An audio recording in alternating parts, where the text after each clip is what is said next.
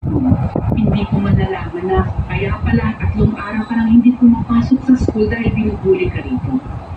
Anak, kahit kailan, hindi ka dapat pumayag na maliitin ka ng kahit sino. Dapat matutunan mong ipagtanggol ang sarili mo. Hindi naman habang buhay andito ako para ipaglaban ang laban mo. Bakit hindi ko pwede? Dahil tatanda rin ako, mawawala rin ako sa iyo. Sakto, Mami, hindi ko kayo pwede mawala. Sige, huwag kang mag-alala.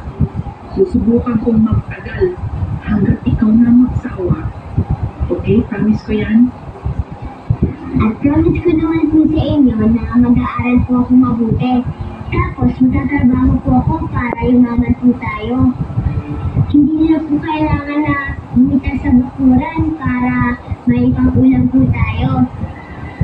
Lahat ng gusto niyo, Mami, ibibigay ko po sa inyo. Tinupad ko ang pangarap ko.